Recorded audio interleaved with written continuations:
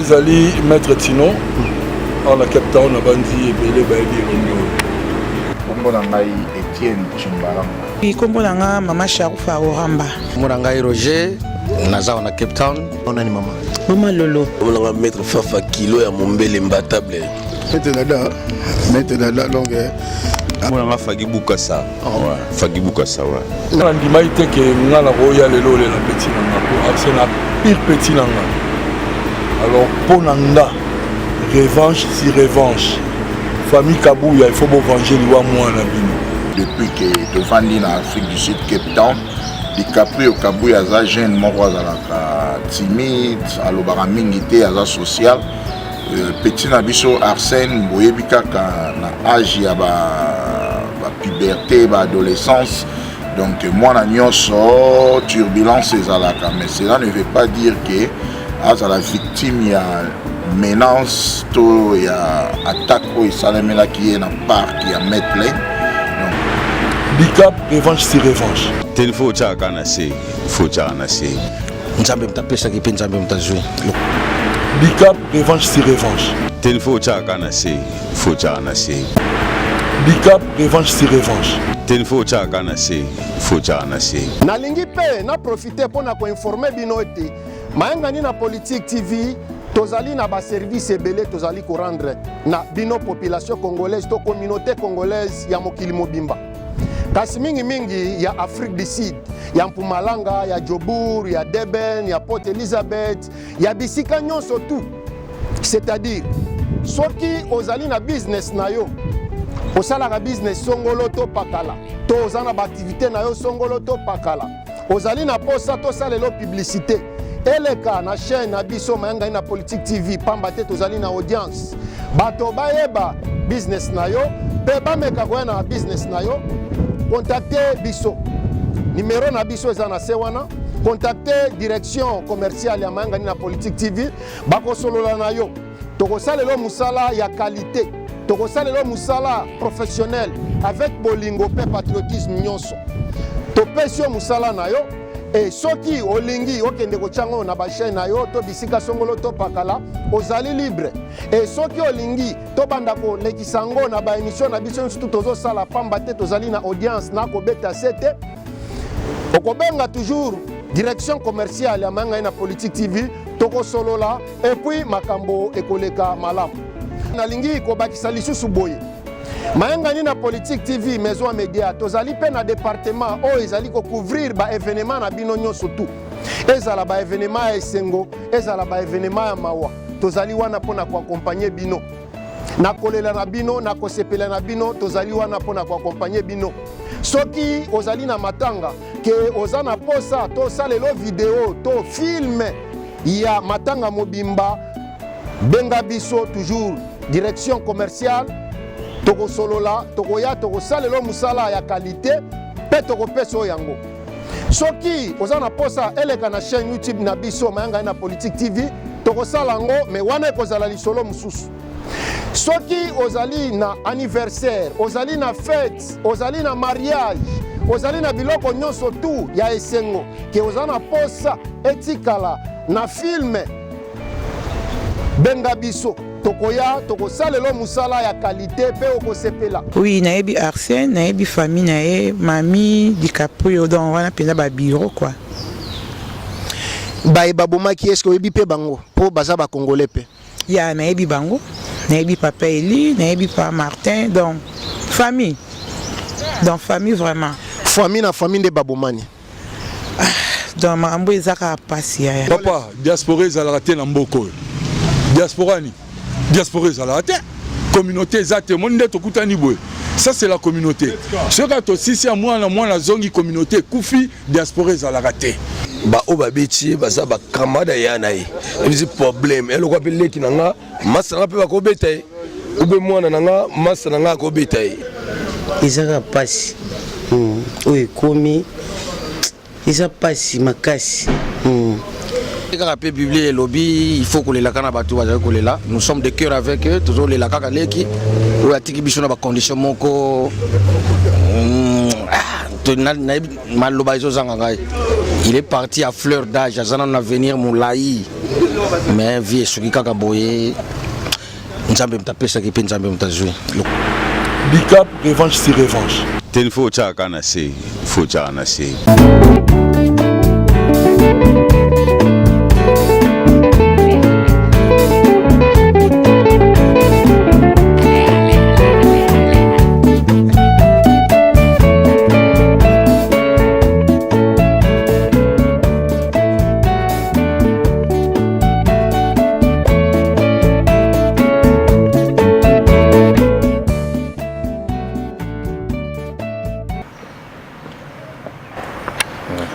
Batata bamama bandeko wa bolingo naza déjà si bisika oyo ba supposé nzoto ya ndeko na biso congolais Arsène Kabamba Kabuya oyo babetaki babomaki epa ba congolais lelo ezali mokolo enterrement toza awa na Western Cape Town Mada City na Afrique du Sud tozali lelo dimanche le 27 octobre 2024 tozali awa tozali kolela ndeko na biso Arsène Kabamba Kabuya oyo babomaki epa ya bakongolais bandeko na ye babomie na kati ya Afrique du Sud Cape Town.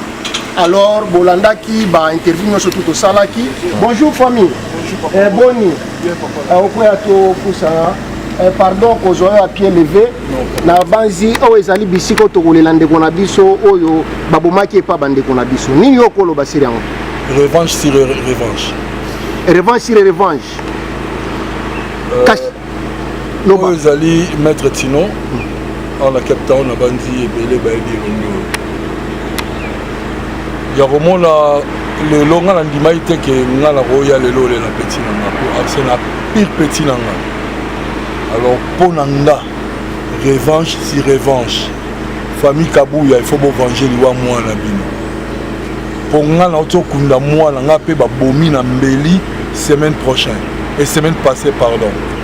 Alors mon thème à l'anglais a vraiment renseigné. Quand il y a un kolela petit pas l'anglais ça l'a bien été. Bicap revanche sur revanche. Ezali pas si peu mawa mais concerne nos autres personnes na diaspora congolaise ezala ya Afrique ya Europe to Amérique. Est-ce que d'abord un toza la diaspora. Toza la diaspora te.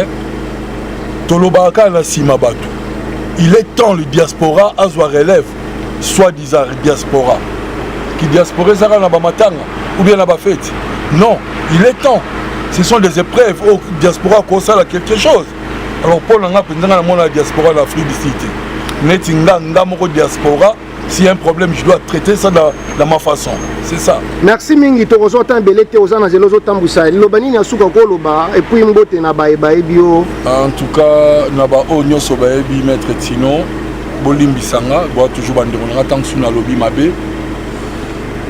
Mbote na bino tozali na salle tozela nzoto ya lekeya tolela elongo po babilela na ba o bazolela mais soi-disant diaspora il faut faire quelque chose please. Merci mingi. Ah toza na wapi toza na mboka nini awa toza précisément na Cape Town na Afrique du Sud toyolela lek na biso na Catholic Church na Station Road donc tozali awa po na olela lek na biso. Merci mingi maître to sepeli ko pesa biso interview. Merci mingi. Tozali na ndeko na biso moko awa akota pe aloba. Bonjour papa koko tarakati. Bonjour. Kombo na onani? Kombo na ngai Etienne Chimbalanga. Mwana mboka Etienne Chimbalanga okoloba nini na bandeko bazotala biso par rapport ya événement ya mabe toza nango oyo moko na biso babomi pa ya bandeko na biso bakongole? Juste message aux ezali na diaspora congolaise précisément à l'étranger ndenge tozali awa Cape Town, Afrique du Sud et ailleurs biso bato vandi libanda eza pena mawa mingi ya kovivre ba genre ya ba comportement ya ba civique donc peut-être tokanisaki so tokatisi frontière tobimi mboka toko changer moi ba lignée tozala na ba éducation oyo tokuti awa tokozala civilisé lokola ba misusu bazalaki civilisé te na mboka mais ezali toujours regrettable na communauté congolaise toyebi te il faut qu'on renforcer civisme na kati ya communauté congolaise baena no ba s'intégrer te na moralité donc bato bazali na ba immoraux ebele tozali na ba antivaleur tozali na bato oyo bazali ko détruire société na kati na biso. En tout cas toza kosenga kaka gouvernement na biso ou bien na ba gouvernement ya bamboka tozali ensemble to travailler pour na ko rééduquer communauté congolaise oyo azali kolinga ko s'intégrer toujours te na ba civilité moko oyo mutu normal akoki ko vivre. Yango moni ba incident ya boyoza koleka na kati ya communauté. Merci mingi mwana mboka, mais personnellement est-ce que oyebaki mwana mboka Arsène Kabamba Kabuya? Vraiment très bien, tous en avons affinité parce que grand frère Naye DiCaprio ingénieur, DiCaprio Kabuya Aza ami, donc de vivre dans la diaspora pendant plusieurs années. Donc tu yebani pas moins de 10 ans depuis que tu vandi en Afrique du Sud, Cape Town. DiCaprio Kabuya Aza jeune moko azalaka timide, alobaka mingi te aza social. Petit nabiso Arsène boyebi kaka na âge ya ba puberté, ba adolescence. Donc moi na nyonso turbulence ezalaka, mais cela ne veut pas dire que as la victime ya menace to ya attaque o esalemela qui est na parc ya Medlane. Donc toza vraiment kosenga na communauté congolaise vraiment to meka ko apprendre un peu kozala na civilité, ko vivre malamu na communauté, parce que tout ça ko condamné ba sud-africain ba bomaka, mais par contre comme bisonde to komi ko bomana. Donc tout ça na problème ya mboka este to vandi sous libanda awa bazolinga toujours ko continuer na ba même comportement net ba rebelle to considérer bango bazali na ngambu ya ba M23. Par contre to yaki awa pour na protection, to yaki awa pour tout tanga, to yaki awa pour tout acquérir connaissance moko boye oyo tozwa quitter na mboka. Mais alors tout moni bande kona biso bazali ko se comporter ainsi, ba pasteur, ba pantisango, ba docteur, ba professeur, to meka un peu ko recadrer, ko rééduquer communauté congolaise. Merci mingi mwana mboka, mais lilobani nokoloba na famille ya Arsène Kabamba Kabuya oyo na minute oyo bazali ya kozuka ba perdre bango ndeko mwana yaya bazali na pasi na motema. Nini okoki koyebisa bango na minute lokola moko ya ba congolais moko na biso tout toza na pasi, mais famille ndeza na pasi makasi koleka biso. Nini oyebisa bango? Vraiment, nous sommes ensemble avec la famille, c'est pour cela que nous sommes ici tous pour réconforter la famille. Donc encore une fois mes condoléances à la famille Kabuya. Et puis on a aussi na bango batika nyonso na maboko ya Nzambe. C'est la justice de Dieu qui justifie. Donc justice pe ya biso ya mokili awa ba kosala musala na bango makambo nyonso eza en marche wana ezali discrétion moko judiciaire oyo etali baavocat familial na bango na famille Kabuya. Nzambe pe azali courage toujours à la famille. Nzambe nde moto azali maître de tout. Donc nous sommes ensemble avec la famille. Merci mingi mwana mboka, merci pour l'interview.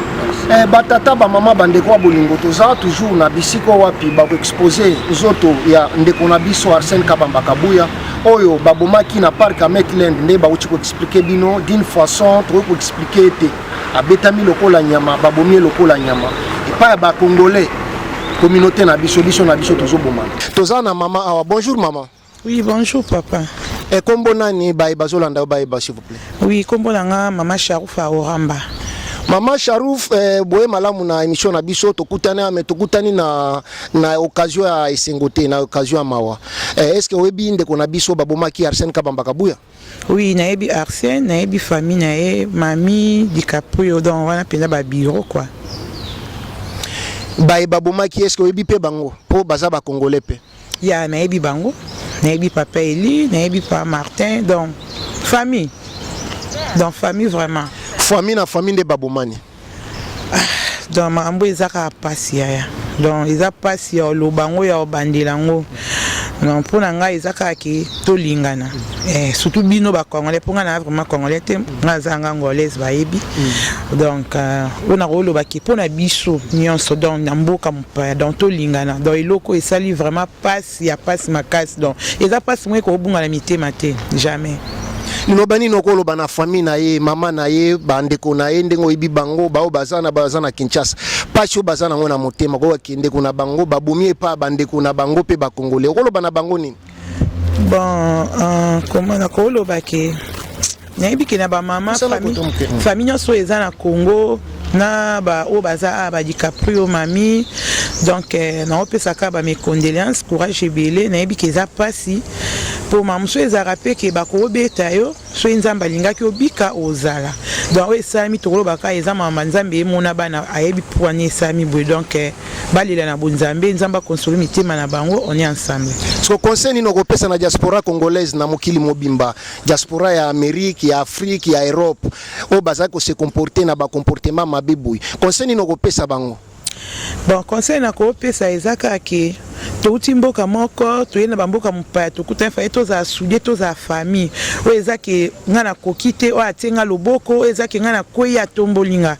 mais so ezaka ke biso na biso place muninga kwei toza na kotola ko bunda donc ko yina na jalousie eza makasi na mutema donc to bondia vraiment nzamba sunga toza bon moko partout o toza na monde entier place nyonso Congola zali RDC Congo Brazza whatever ta ato vivre na Afrique mambo esa mela biso na mona yango po bangolete na mona yango po ba Nigérete donc baza bon moko mais biso nde vraiment papa qui muté mabe na ebité so nzamba demo ngala ka na ba Congolais ona ko lobaka yango donc to lingana voilà.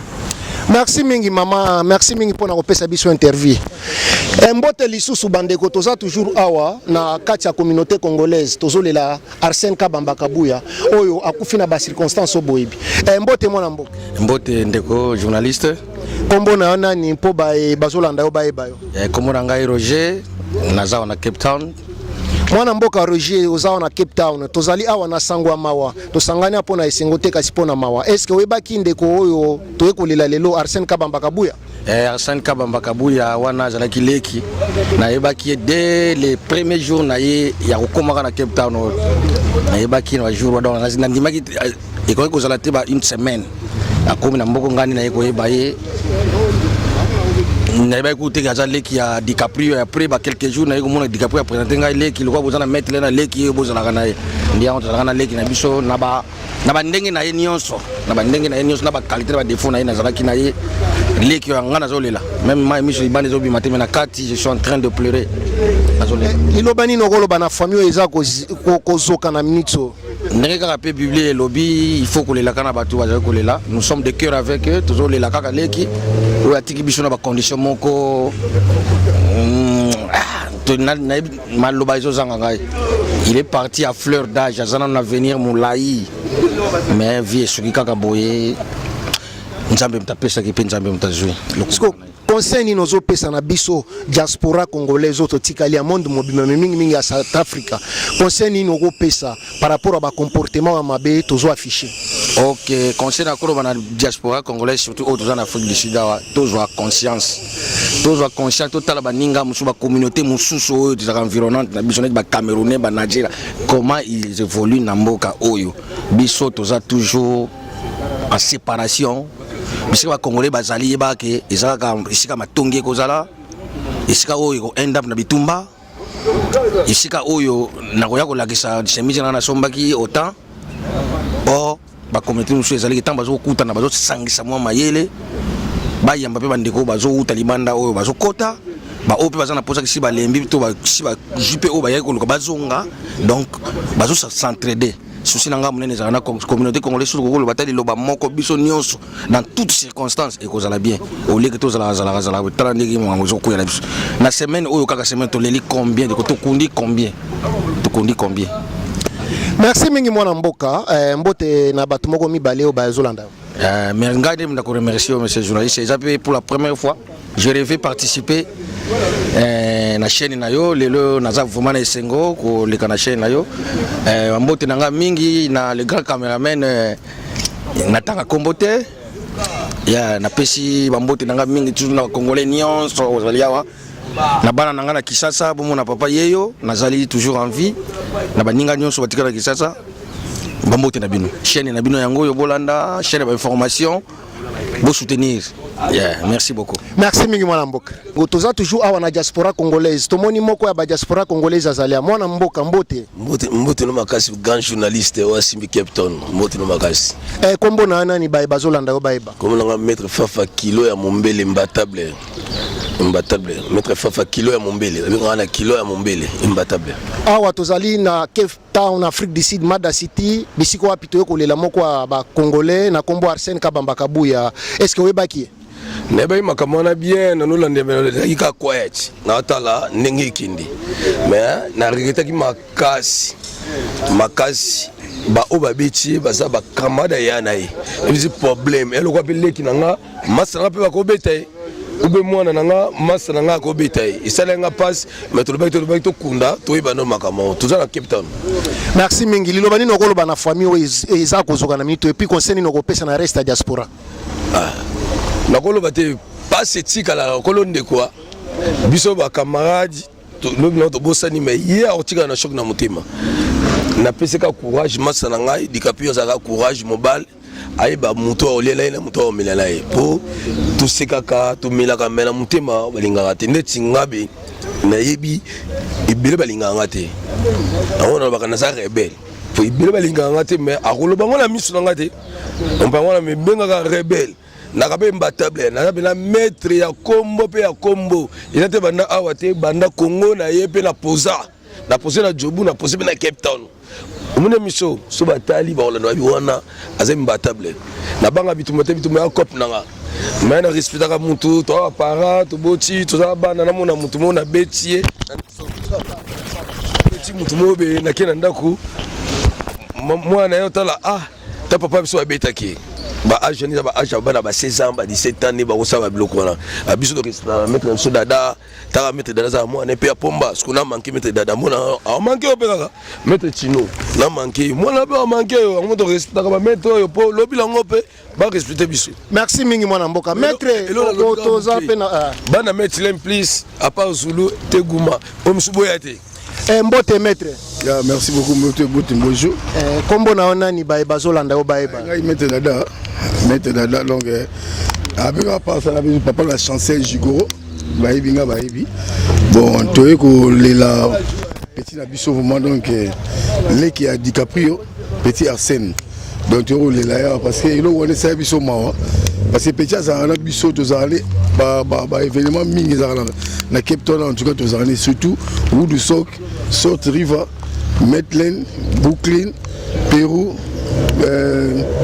donc ba place est belé tous en petit mot nzunzu bon malgré tout azan ba comportement na ya vivre donc tant comportement na vivre bon na likambo les cas en tout cas ils a choc na biso surtout ils a bien bon et corriger pe biso que non to tika ba bitumba libanda eza mabe mingi tani to okufela petit na makambo donc ya buzoba ezanga na motina dikolo masanga komela masanga ba incompréhension koti ba bagarre ibimi allez mutu ya kufa donc mutu pe abomiye azape mutu moko abunda na ETP azali mutu moko azape calme mais l'esprit m'a bétango yaki en tout cas et ça qui bien té donc photo c'est corriger biso na biso vraiment parce que tango esprit m'a bé yaka to yeba ngote olobi malamu maître mais est-ce concerne no kopesa na diaspora congolaise ya mokili mobimba ya Afrique ya Europe ya Asie ya Amérique mais mingi ya Afrique du Sud concerne no kopesa biso bato tikali ozo conseil biso nani bon conseil ça que non on peut ça conseil pour le monde entier en tout cas toyokana vraiment toyokana toza ba congolais biso nyoso toyokana vraiment parce que biloko eleki oyo ba pays monsieur et c'est qui biso makasi mais c'est qui biso mingi vraiment donc sur surtout ba sud africain pour biso vendre dans l'Afrique du Sud ba c'est qui biso mingi abi que non comment ba congolais boko ba bino donc toyokana vraiment mais likambo yo za ndenge nini toyeba ne to ko traiter en tout cas ils a vraiment bien été donc toyokana ils a bien été vraiment likambo donc et plaire biso nyo surtout vraiment tous en maïlé dans le monde entier vraiment et le bilango Patrick Chimanga, le journaliste le plus célèbre, à l'obéissance, Toyokana vraiment dans le biso congolais. Même au moment où Mouninga vraiment en attend passer, aider vraiment donc ça a été que non, bah menace moro muta no kufa vraiment, ils a bien été. Donc mutuba ndi mete ka kufa tala. Tom le cas.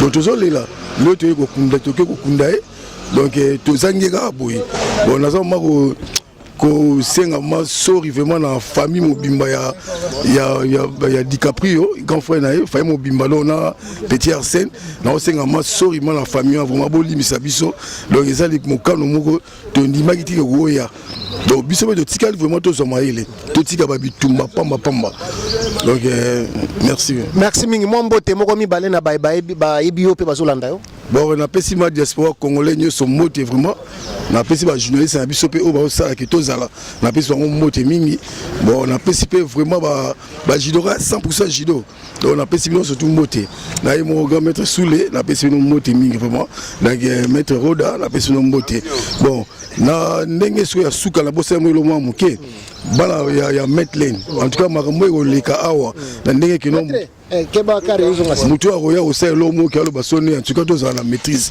tozala passé likambo wana ekoyi na commune to parce na place mosusu ekoyi na Metlen donc tozala na maîtrise mingi donc so likambo wana eye mutu aye kosala ko provoquer en tout cas toni mapasi wana ezala mo problème te eza te keno a reprocher biso oyo beti helicoptère moko te bongo bien ti parce que helicoptère vraiment bon madon to bangango en tout cas merci vraiment donc merci mingi maître biso nde to sengi merci pana yo OK tozali na ndeko na biso aza moko ya ba diaspora congolaise Afrique du Sud na Cape Town Mada City mbote ndeko ouais nde mbote papa kombo na onani kombo na Fagibuka sa ouais Fagibuka sa ouais namoni oya wa kulela ndeko na biso Arsène Kabamba Kabuya est-ce que oyeba qui personnellement ouais normalement na ba qui vraiment na ba qui azaki un bon garçon abanda sola bien ouais bon ndeka makambo yaka bon ndele plutôt kulela mato mais na ba qui azaki na mutu malamu merci mingi koloba ke oyebaki aza mutu malamu et puis présence na pona kolela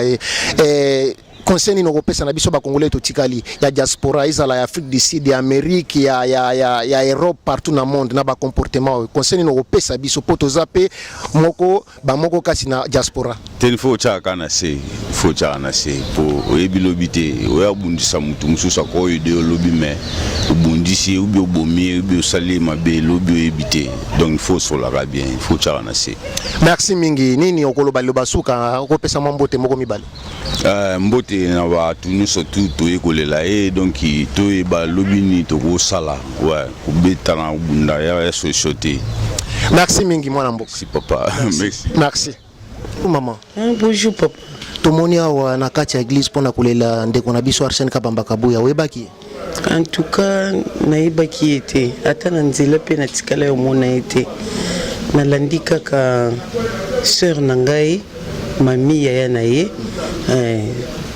nde nalandi me ezaka pasi oyo ekomi eza pasi makasi ezalaka mieux kutu koyebaki moto abelaki azalaki na hôpital bozokende kotala ye wana ndenge mosusu mais oyo koyoka brusquement oyo babetaki ye nde akufi eza pasi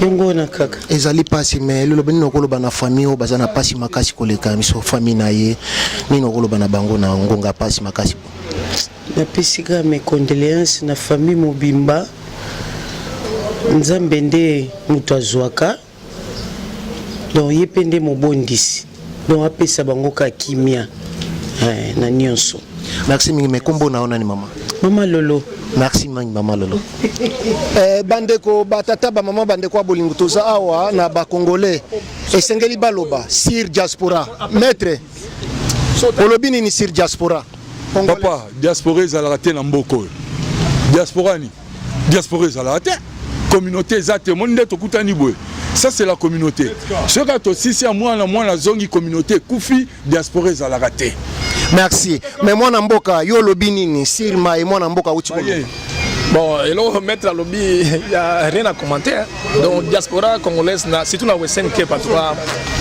à zéro kombo nani nga naza évangéliste Peter bango oza na conseil kopesa na ba communauté congolaise ndengo boyi kobenga ngo diaspora bon conseil zaka ke foka to milengela komibatela koyeba ndenge ya kotambola et puis kotambola suzu na kobanga nzambe toza na nzambe tolinga Yesu toza na Yesu parce que ville lo sans Yesu za ma mingi merci ya mutu ya yango merci mwana mboka kombo nani kombo na nga papa Boni vraiment eloko nga nakokobakisa na oyo papa Peter auti koloba eza ke communauté na biso totambola na kobanga nzambe omoni mboka oyo nde toye na mboka oyo soko olingi ovanda tambola ye na mboka toremarke ke bato mingi baokufa ezaka bagene oyo bazodepase meme ata 40 eza vraiment mpasi communauté toyoka kokunda baleki na biso vraiment oyo ntango mosusu avenir eza molai likolo ya makambo ya mike tozoperde vraiment bandeko vraiment eza mpasi. Merci mingi mwana mboka na banzi nalingi pe na profiter mpona koinforme bino ete